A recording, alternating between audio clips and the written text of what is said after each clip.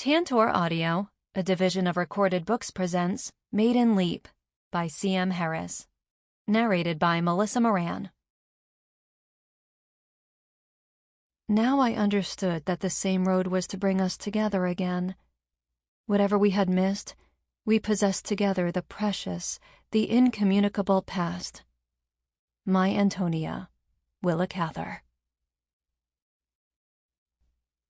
Chapter 1, 2007. Kate.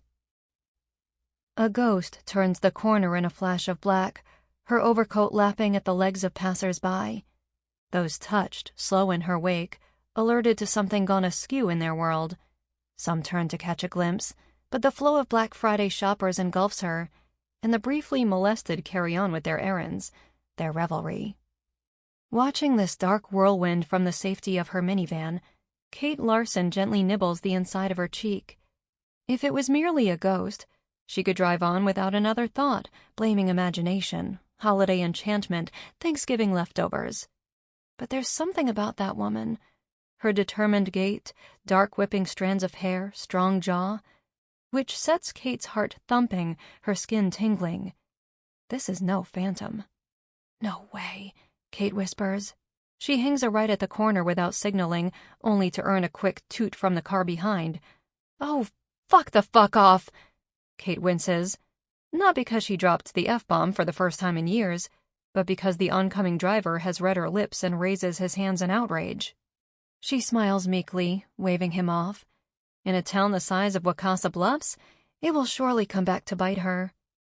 To maintain a visual on the woman in black, Kate eases the minivan to a crawl. Her chest seizes up as if it might collapse in upon itself if she doesn't remember to breathe. Meanwhile, the specter on the sidewalk storms along, as oblivious to the swath she is clearing as she had been stalking the halls of Wakasa Bluffs High School 19 years ago. Kate flicks on her right turn signal. Cars zoom past, engines revving with annoyance, but she needs to make sure. Could it really be Lucy? Kate hunches down, shielding half her face behind the passenger headrest. The woman glances at the street and darts into the Gonzo Fox antique store. It is, without question, Lucy. Half an hour later, Mark Fox catches Kate at Risdall's supermarket. His tight orange curls and matching beard, usually a friendly beacon, are today a warning. The two lock eyes, ending any thought Kate might have had of swinging a U-turn out of the pasta aisle. Mark rushes at her in a blur of cream cable knit and corduroy, accompanied by the slightest whiff of leather from his lace-up Packer boots. "There you are," he says with a snap. "You know a cell phone only works if you have it on. Had to call your house. The deer hunter said you'd be shopping." In his hands, he balances a leaning tower of deli containers filled with salads, olives, mozzarella balls. "Something wrong?" Kate says airily. Her gaze drifts up and down the shelves, while her perspiration gathers under his delving glare. "You tell me. Guess who's back in town and has what?" He croaks the last word like a bullfrog. "Who?" "Lucy Van Buren." "Oh, yeah?" Kate tries to focus on her tour of duty. Whole wheat penne for Eric's irregularity, a value pack of mac and cheese for Brace, this obscurely branded organic multicolored ravioli for Samantha. Mark's gaze stays on her. "Came into the shop this morning." Kate rakes cans of SpaghettiOs into her cart, though she hasn't craved them since her sophomore year. She shivers. "Is it cold in here? Risdall always has those freezers so high." "Hello?" Mark stops in front of Kate's cart, eyeing her bounty with confused distaste. "Don't you even want to know what Lucy's up to?" Kate stares through Mark. "Sure. Is she well?" "Well? Yeah, she's well." Mark scratches thoughtfully at his beard. "Maybe a little saggy, but no more than the rest of us." "Yikes." "Good. She's old and ugly." "What did you think? She'd gone off to drink from the fountain of youth? Gin and cigarettes more like. Anyway." Mark pokes Kate's arm and murmurs, "She's one of you people now." "Who people?" Mark snickers, slightly crouched, waiting for her to figure it out. "Wait a second. What?" Kate frowned. "She's married?" No, not yet. Mark rolls his eyes. Can you imagine the poor guy who tries to rope Lucy Veby? Actually, Kate could. Lucy had won plenty of admirers in high school. They always seemed to transform from cocky young bucks to bumbling glassy-eyed zombies. Sorta like I did. She's been through Sojourn Reclaimers, Mark says. Kate's lip curls as she pushes the cart forward. That sounds familiar. Too familiar. Mommy-in-law dearest familiar. It's an ex-gay ministry. Okay, yeah. They're one of Claudia's campaign contributors. She showed us one of their recruitment videos. She has no idea it looks just like an SNL sketch. Lucy said they reversed her polarity, he says with a smirk. She's still got a sense of humor, at least. Kate pictures high school Lucy lying on a slab in Frankenstein's laboratory, gas blue lightning bolts arcing at her temples and curling her dark hair. And for a moment, the corner of her mouth turns up because that's just what young Lucy would have pictured too. But the smile quickly fades.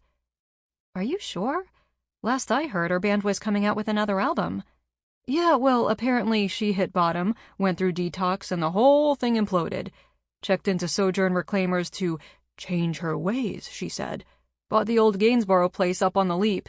It's way too big for her. She'll just rattle around in that mausoleum. Guess her mom's going to help decorate it. He sniffs. I give it 6 months. Kate's blinking gaze drifts upward as if the puzzle might be solved there amongst the fluorescent lighting. Not possible, Mark. It just isn't. He shrugs. Some people change. Or think they do. As Kate rolls her cart slowly on, they watch the throng gathering at the registers. Geez, he shakes his head. What on earth are you going to say to her? God, I don't know. Kate's mental shopping list grows hazier. What did you say to her? Well, I was going to tell her she'd been brainwashed, but I sort of chickened out. Some activist you are. Speaking of, he says, we still on for the rally? Can't this time. Mark's jaw juts to the side. What? Oh, come on. The senator needs us for a photo shoot. Before you get angry, think about it. If Claudia is at a soup kitchen serving leftover turkey, she's got no time to hassle you at the Capitol. Mark looks at her with a disgusted incredulity that always burns, always reminds Kate that she supports his causes only when convenient. She'll never live it like he does. But Mark will also never walk the line she walks, the shades of gray she must paint with while married to the son of a conservative state senator. Gotta go clean the house. Mark looks defeated at his deli fare. The Scrooge cast is coming over for dinner. Mark, Kate calls as he slouches toward the 10 items or less line. I'll drop off the sign Samantha painted for the protest tomorrow. He shrugs a shoulder and shuffles away from her. Great. The minivan idles at the front of a long line of cars along Portage Avenue. Inside, Kate hums, adjusts the side mirrors, checks the state of her face in the sun visor. Least I'm not saggy. Deception, she knows. The tiny marquee lights bathe parched winter skin in warm glamour and produce a twinkle in the mossiest shade of green eyes. And, because she is looking upward, the fine lines flatten. She catches the eye of the driver behind her and flips the visor closed. The iron spine of the Wakasa Bluffs lift bridge stretches to the eastern shore of the St. Croix River, where bare trees form a gray-brown mist. The Larson split-level ranch waits in a cul-de-sac less than a mile away, but it might as well be 20. The bridge's midsection is climbing with a slow rumble to allow an ice-breaking barge to continue along the purgatorial artery between the craggy banks of Minnesota and Wisconsin. Above the rising exhaust of fellow bridge strandees, an iridescent sundog lights the morning sky. Dry air roars through the minivan. Samantha's banana popsicles will soon turn to yellow slush, but it's too cold to roll down the windows. Kate settles for turning off the blower. Lucy was your first, and your last. The Sojourn Reclaimers bullshit is one hell of a leap on the crooked path of enlightenment Lucy had sung about in her songs. Kate had counted on the woman to be true to at least herself, even if no one else could be true to her. Knowing Lucy was out there living large was how Kate made peace with the past, why she didn't feel as guilty about how it fell apart, why she'd started supporting Mark's pro-gay marriage battle so readily. This is more than Lucy betraying herself. It is a whitewash of their shared memory, as if it could all be erased with a little god therapy. Kate glances back at the bluffs, where the old Gainsborough estate sits tucked behind the clearing of Maiden Leap, the highest cliff in town. She can only see the home's gray-shingled turret cone from here. Mark's right. It's the last place Lucy would settle down in. What will Lucy be like after all this time? Will she consider Kate too bourgeois, too fat, too married, too mom? Kate was going to let the summer sun lighten her dark blonde curls. Should she hasten the effect with a cut and color at Très Jolie? Oh, for gosh sakes, just don't. Her breath comes hard and quick. She presses her lower back into the heated lumbar support, commanding her shoulders to loosen. The lift bridge finally lowers, but the minivan does not budge. Kate is lost at age 15, remembering the day she ran across the bridge as it split in two, ran for her life, ran in shame from being publicly serenaded by another girl. Cars honk impatiently behind her. Throughout the years, Kate had always averted her eyes when anyone mentioned Lucy Van Buren, though her ears remained alert. Lucy is homeless. Lucy is a bazillionaire. Lucy won a surfing contest in Malibu. Lucy was arrested on drug trafficking charges in Barcelona. Lucy climbed the Matterhorn. Lucy went schizo. All right, sure. Lucy a Scientologist, maybe? But an evangelical? Never. The Van Burens were not that religious. Kate has no recollection of young Lucy suffering fire and brimstone propaganda, just the unceremonious slap of her father's open palm. Compared to Kate's zealous in-laws, the Van Burens were downright pagan, a sensual people with strong hearts and a bit too friendly with the liquor. Lucy's mother Bridget has only recently shown up for Sunday services since Lucy's father died. She is more often seen in a kimono and flip-flops, walking her cats down the sidewalk, coffee mug in hand, her breath smelling like coconut tanning oil. Malibu rum, according to Mark. Not such a bad way to retire, Kate supposes, save for the fact that if your name isn't something like Nordquist or Svengard, you're supposed to be taking your last meander in a gated community outside Tucson. To this, Lucy VB of the indie band Cake for Horses has returned to pay penance? As Kate's daughter Samantha likes to say in a Cockney accent, not bloody likely. As the flakes begin to fall, Kate arrives home, welcomed back into the Larson habitat by a crackling fireplace, Badger hockey on the flat screen, and her husband extruding bruisey deer meat through the sausage grinder. The scent of fennel and sage and a gamey tang rolls down from the kitchen. "Hey, babe," Eric says, sleeves pushed up over his ropey forearms, hands glossy with venison fat. Kate kisses his scratchy cheek, which glitters with graying stubble. He always waits to shave and shower until after dressing a deer. She likes her husband like this, thoroughly smelling like himself and the woods. Same as the day they met. "Took you a while," he says. "Oh, sorry, yeah, bridge was up." She first rescues the sagging box of banana pops from the bag and rams it into the freezer. Don't fill that up. Got meat needs to go in there." "Can't you put it in the basement freezer?" "Nope, the new buck's in there." She cannot decide if seeing Eric's hands on those thick phallic casings is sexy or disturbing. Maybe both. By spring, she'll have run out of exciting deer sausage recipes, and Samantha is already one bite away from becoming a vegan. The front door huffs open. Brace lumbers up the stairs and into the kitchen. His blonde hair is still wet from the locker room and more the color of butterscotch than when it's dry. Kate smiles her adoring smile, which has embarrassed Brace since he was 11. Now at 17, he barely meets her eyes anymore. His hockey bag fits the foyer linoleum, and a sweaty funk wafts up to the kitchen. "Hey, peeps." He pokes around in the groceries. Eric grumbles. "We are not your peeps." "Well, whose are you?" "We are your parents." So you say, so you say. Where's Samster the goth hamster?" "At Jamie's," Kate says. Their silvery Weimaraner, Chuck Norris, clicks around the kitchen, his snout denting the bags and leaving a snail trail. Kate plucks a Post-it note and jots down, "nail trimming." "Good.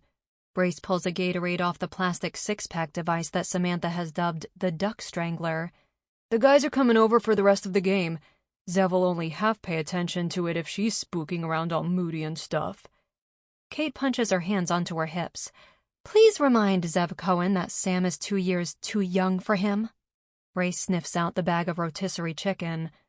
You're 10 years younger than Dad. He cracks the drink and tucks the bag of chicken under his arm like a football. Kate eyes her husband. Eric shrugs. I like that he didn't say I'm 10 years older. Brace saunters down to the rec room, Chuck invisibly tethered by the scent of hen. Kate calls after him. 2 years is a lot in school. It's like dog years. Yeah, it's practically cradle robbing, Eric grins. It's not funny. Sometimes I can still smell the baby powder on Sam. He wrinkles his nose. Too bad it's not Brace. Kate nods and grabs Brace's hockey bag. She holds it at arm's length and starts downstairs toward the laundry room. She slows at the foyer, her eyes not fully seeing the present. 2 years was indeed like 10 in the old days. Lucy Van Buren was a senior, Katie Andern a sophomore. Their parents called it perverted. Kate and Lucy called it forever. Chapter 2, 1985, Wakasa Bluffs High School. Sophomore Katie Andern rounded the corner on a mission to retrieve books for the librarian. Shadows of autumn leaves flickered along the quiet hallway. Crap, she said under her breath. Lucy Van Buren stood in front of an open locker further down the passageway, decked out in tight black pants with an overabundance of straps and a big torn blouse with Japanese lettering swashed across it. Staring into a mirror glued onto her locker door, Lucy shaped her hair into a flock of seagulls affair by combing her bangs down and the sides up like wings. Katie weighed slowing versus speeding up. She glanced down at herself to see if her own clothes were in order and brushed the hair from her eyes. Everyone knew Lucy VB. Strikingly pretty, with dark hair and dark eyes, the senior girl stalked the halls wherever she liked, pulling pranks on the cheerleaders, performing dubious magic tricks for the middle schoolers, teaching the senior boys how to moonwalk. She often sported various colored kilts and talked in different accents. And if the popular girls made fun of this oddity spooking about, chances were a football jock would rise up to defend her. The rumor was that her brother had died in a shipwreck and her father had become a drunken tyrant. Up until that year, when Principal Ham retired, Lucy was quite possibly WBHS's first poster child for tolerance. Katie opted to slow her pace, gulping, and kept her head down. Her shoes betrayed her with a squeak. Lucy turned, her heavily cold eyes flashing with recognition. Katie knew what that look was. She'd seen it from boys lately. It made the hairs of her arms stand up and heat rise in her cheeks. "Ooh, it's wee Katie Andirons," Lucy said in a dodgy Scottish brogue and cocked her head. "Andern," Katie mumbled. "Hold on. You got a hall pass?" Katie halted in her tracks with a sigh. After nearly a decade of mostly going unnoticed by anyone other than her classmates, Katie had begun earning attention from boys like fellow farm nerd Gary Lindstrom, and for some strange reason, this odd girl. During PE, Lucy would remove her softball glove and set it on Katie's head, leaving it there until she had to play outfield. After a few weeks of this, Katie felt an odd sensation in her chest, a perceptible thrill at being the victim of such a unique form of hazing. You just couldn't be sure about upperclassmen. It was never good to be too defensive, nor was it a good idea to kiss ass. But the fact that all this newfound attention coincided with Katie's parents letting her switch from eyeglasses to contact lenses and from training bras to B-cups? Annoyingly predictable. Newly emboldened, Katie asked, "Why do you always call me that?" "I don't know." Lucy peered back into the mirror and cocked her head left, then right. "Suits you, I guess." "Aren't they just those stupid poles that hold wood in the fireplace?" "I wouldn't call them stupid, but yeah, they keep the fire in." Lucy's reflection wiggled eyebrows, and she turned back around. "All right, cough it up, Andirons." She twiddled fingers. Katie presented the small square sheet the librarian had written on. Could Lucy see it fluttering in her hands? "Let me take a look." Katie let go, immediately regretting it. Lucy chuckled. "Thanks. I'll just switch the name here. Hey, give it!" Lucy turned, placing her body between the slip of paper and its owner. She cackled dramatically wicked, her spiky mullet flicking strands left and right. Katie's heart galloped. The librarian was not to be trifled with, but that didn't stop the laugh from slipping out. She grabbed Lucy's shoulder, felt the warmth underneath, and they stood there, eyes locked for an infinite second. "Seriously, please?" "Eee!" A screech from down the hall interrupted her pathetic attempt at outrage. One of the 7th graders tore out of the girls' restroom, lips peeled back to reveal a mouthful of braces.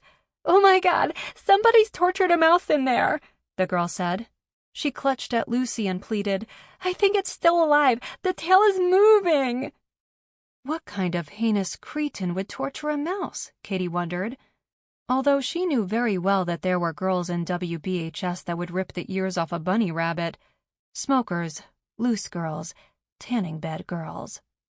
Lucy raised an eyebrow at Katie, a Sherlock Holmesian scowl that instantly made Katie feel like Lucy's sidekick in front of this middle schooler. Surely this school-wide emergency would provide a proper excuse for the librarian. "Whatever has happened to this mouse, we shall attend to it." To the bathroom they went, the 7th grader hiding behind Lucy and Katie. The girl pointed at one of the toilet stalls. Lucy slowly pushed the door open with a creak. She looked down at the toilet and motioned over her shoulder at Katie. Katie eased forward, imagining enough blood and guts to fill a large marsupial. She peered wincing into the stall, past the black horseshoe toilet seat and into the bowl, the sickeningly sweet air freshener stinging her eyes. Lodged in the basin was a spent tampon, the water's ambient current waving its string like a tail. Lucy slowly turned to Katie then, with searching eyes that said, "Whatever you do, do not laugh." Katie's mouth twitched, but she blinked calmly back. "Poor little guy," the 7th grader said from over her shoulders. "Shouldn't we tell someone?" Lucy seemed to consider this. What the kid needed was a real heart-to-heart. A couple of older girls who would take her out to the baseball diamond, sit her down, and give it to her like an after-school special. That's what Katie would have liked when she was 12. Back then, a lot of parents left it to the school to do the work, and health class was far too clinical. Lucy raised her buckled boot, stamped the handle, and the toilet flushed with a thunderous whoosh. It kept on flushing well after the fact, the tampon halfway to Iowa by the time it finished. Then she threw an arm around the kid and walked her out the door. "He's in mouse heaven now," Lucy said with a low official voice. "But we'll report it. You should get back to class." The girl nodded and sniffled, and they watched her go. Then they burst out in snickers. "Mouse heaven?" Lucy shrugged, leaned against the tiled wall. "You going to homecoming?" Was a fake-out coming? Katie weighed her choices. Yeah, lame. I mean, I might. Yeah, me too. Maybe we could hang out. Okay. Was this a joke? Was an insult coming? "Oh, man!" Katie yelped, realizing she had wasted 9 minutes of a 10-minute task and took off in a panic. "Don't forget your pass." "Thanks." She sprinted back, snatched it from Lucy, and ran down the hall. "No problem, Andirons. No problem." "Andern," Katie said, unable to hide her grin. Blogging My Sojourn, One Woman's Journey from Gay to Straight.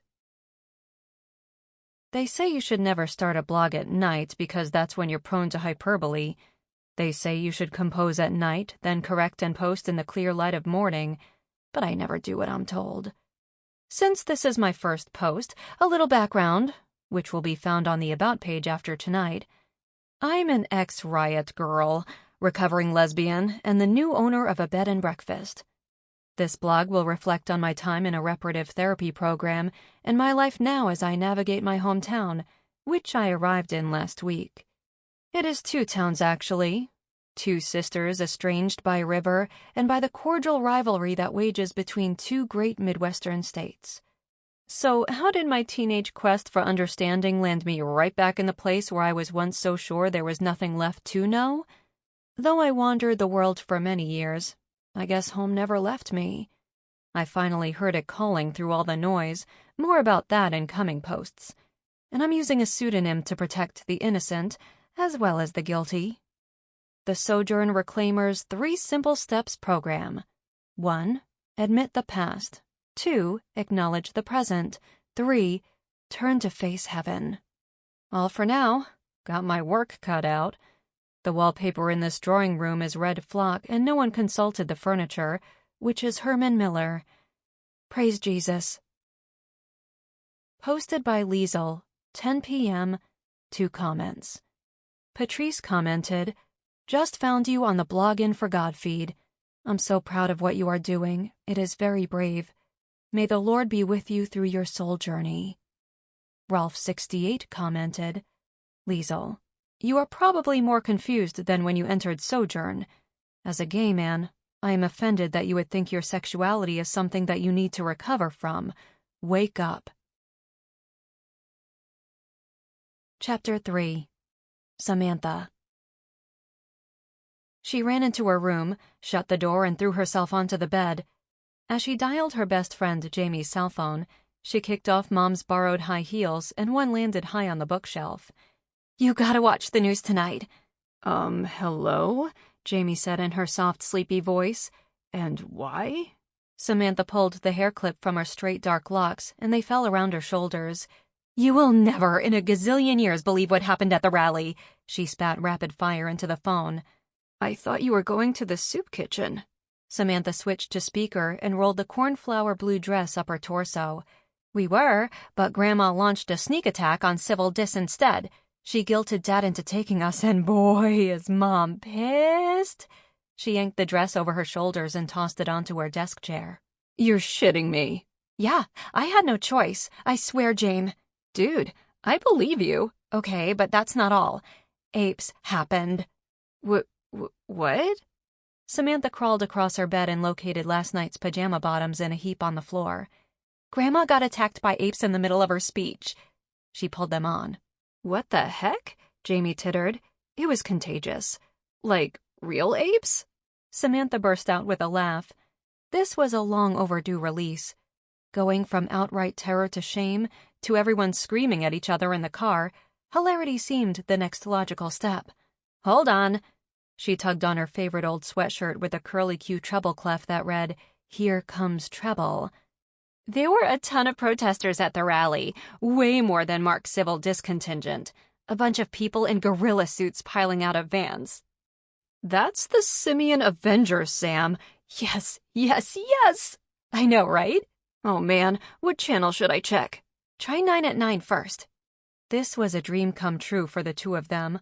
Last spring, Jamie had written a social studies paper about the Simian Avengers, and Samantha had contributed research notes. The essay were a ragtag troupe of protesters taking on all the marriage amendments, which had sprouted up in red states across the country. Inspired by British protesters in monkey suits that had once invaded Parliament to demand equal rights, the essay formed in San Francisco during the mayor's marriage battle with the courts. Their motto? Equality through guerrilla warfare. They challenged religion's against nature argument on their website by quoting evolutionary psychologists and displaying photos of same-sex bonobos getting it on. Perfectly dorky, just the girl style.